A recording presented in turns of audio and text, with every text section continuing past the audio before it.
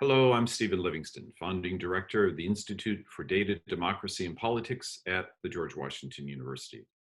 The Institute was founded in 2019 with a generous investment by the Knight Foundation.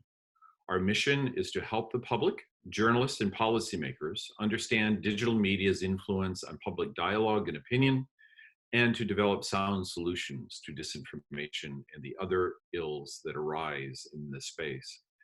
Today, we are hosting a panel discussion about presidential communication during times of crisis. This has been a major topic of conversation in recent weeks, as the Trump White House has struggled with its daily presidential briefings concerning the coronavirus pandemic. What can we learn from these events? And how might the White House use its unparalleled ability to reach Americans to offer sound guidance and leadership during a crisis? Joining the discussion today is Joe Lockhart. Joe served as the 19th White House press secretary from October 1998 to September 2000 during the Clinton administration. Ari Fleischer. Ari served as the 21st White House press secretary during the George W. Bush administration. Angie Holan is the editor-in-chief of Politifact, an initiative of the Poynter Institute. Angie was a part of the Pulitzer Prize-winning team of journalists noted for their fact-checking in the 2008 presidential election. Also joining the panel is Ethan Porter, an assistant professor in the School of Media and Public Affairs here at GW. Ethan's research centers on fact-checking and how it is done most effectively. Our discussion will be moderated by Rebecca Trumbull. Rebecca is an associate professor here in the School of Media and Public Affairs and the associate director of the Institute for Data, Democracy, and Politics. Owing to some schedule conflicts, Ari was not able to join the main discussion, so his part of the conversation is taped separately. We hope you enjoy this conversation and learn from it. It is our pleasure to present it to you. Thank you very much. Joe Lockhart, I'd like to begin with you. The current coronavirus pandemic has introduced incredible uncertainty to our daily lives. Even the world's leading experts are struggling to gather the data, the sort of information that they need to guide decision-making. I was wondering, could you tell us a bit about how White House communication teams make decisions regarding how much and what type of information to share during times of such great uncertainty? Yeah, I think there's a couple of simple rules for working in a crisis. The first thing you do is you tell people what you know. The second thing you do is you tell people what you don't know. And then the third thing you do is tell people what you're doing to find out what you don't know. Within those rules, there's a lot of nuance, and it's more art than science. You want the public to be reassured that they know what's going on, that you're not hiding anything, but you don't want to create a sense of panic. Again, it's a nuance. The thing you really want to avoid, though, is telling a story and building a narrative of how you want it to be as opposed to how it is. And I think we see a lot of that going on now, which is grabbing onto things that seem positive before they know it's positive. So again, if you just tell people what you know, what you don't know, what you're doing to find out, you're in pretty good shape.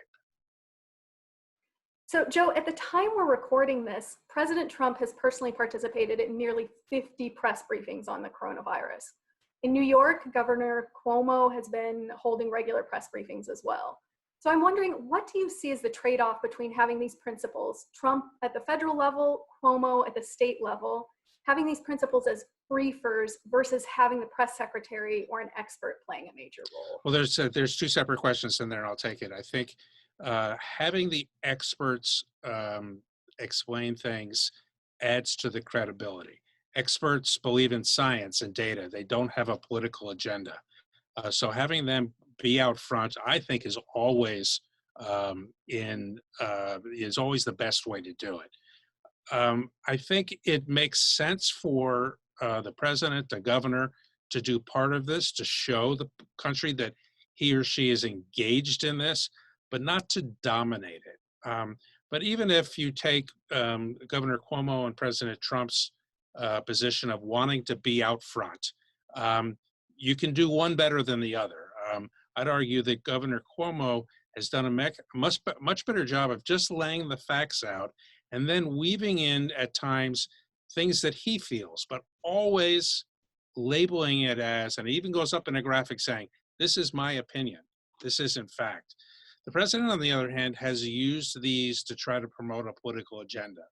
And I think it's led to a place where a lot of people tune him out, and in tuning him out, they're not getting the information they need from the public health experts.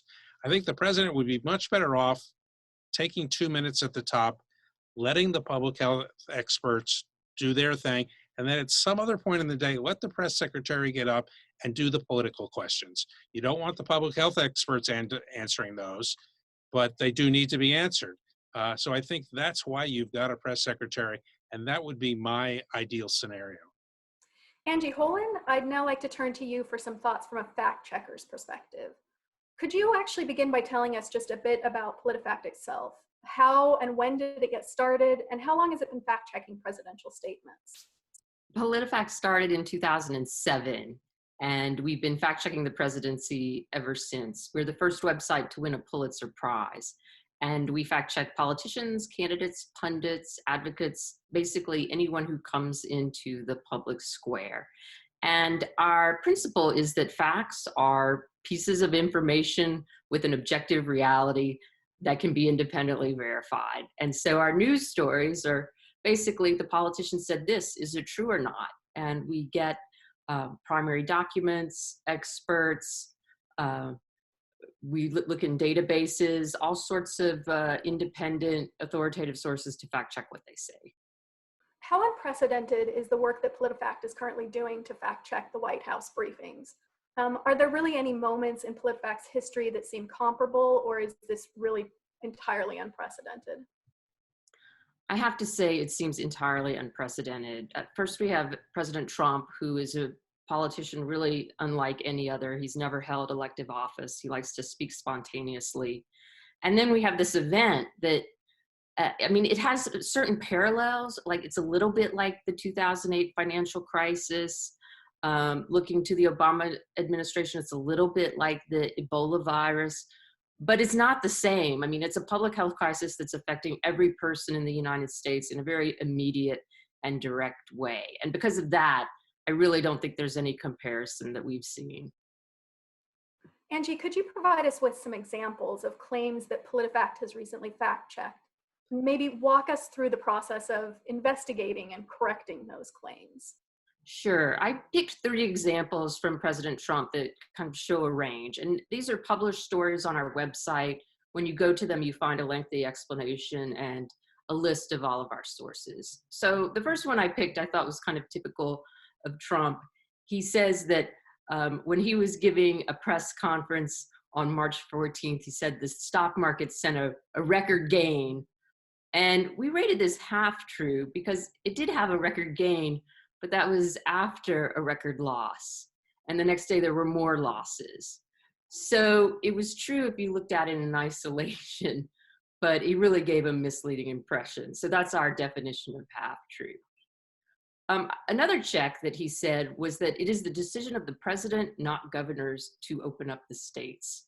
Now, that sounds a little bit like an opinion, but it's actually set out in law who has the authority to say that businesses must close or that they are permitted to open during a public health crisis. And it's pretty clear, it's the states that have that power.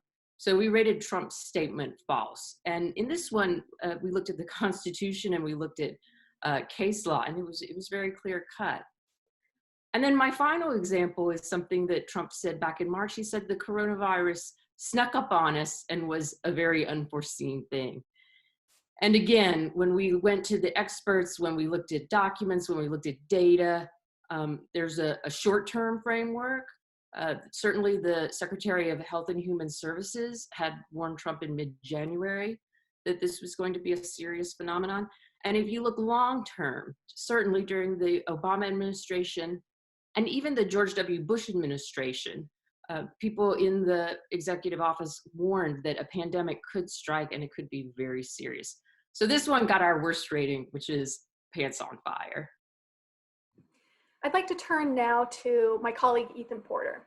Ethan, what does academic research tell us about fact-checking presidents? How receptive are people to fact checks of presidents or even to other people in positions of power? Sure. So the research on fact-checking is evolving and evolving quickly. When it comes to fact-checking presidents, there's evidence that fact-checking works insofar as fact checks can increase the factual accuracy of people's beliefs.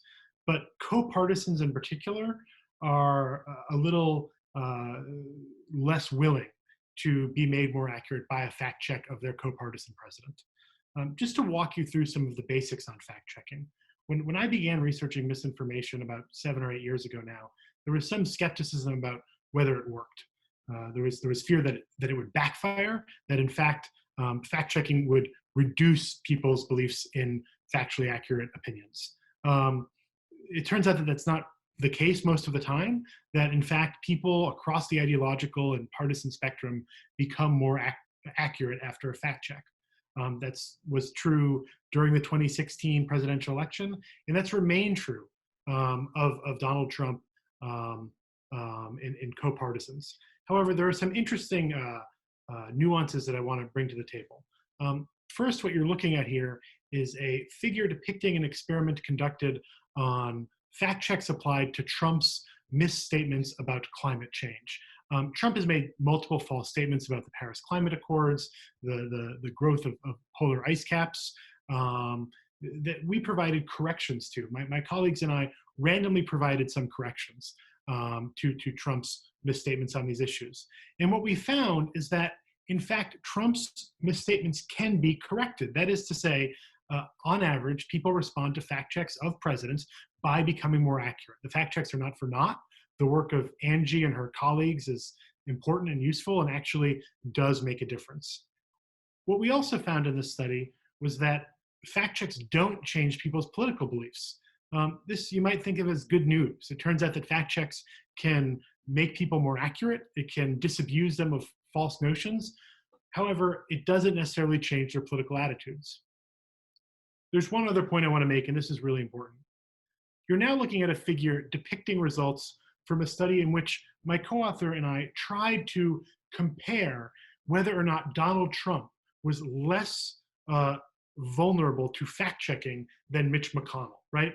We want to know, are presidents somehow special? Does presidential armor allow them to be correct, prevent them from being corrected to the same degree that Mitch McConnell is and other Republican leaders are? And what we found, as the bottom right-hand panel of this figure shows, is that in fact, among extreme conservatives and among more moderate conservatives, this is the case. In other words, misstatements made by Trump, when they are attributed, when the same exact misstatements are attributed to Mitch McConnell, those misstatements are less susceptible to correction, right? So in other words, the basic point, the basic takeaway here is that Mitch McConnell is fact-checkable to a degree among Republicans that Donald Trump is not, right? So are presidents correctable? Sure. Do fact checks work on presidents? Of course, but with an enormous caveat. That caveat being they're less correctable among their co-partisans than other party leaders. So most of this research has been conducted at what we might think of as, quote unquote, normal times. I wonder if you think that there might be differences found in research conducted during times like this when there's such heightened uncertainty. Right. How do you think fact checks might actually work in times of uncertainty like we're facing? Right. So, this is a time when life and death are at stake, right? These are extraordinary times. I'll offer one speculative point and then one empirically grounded point.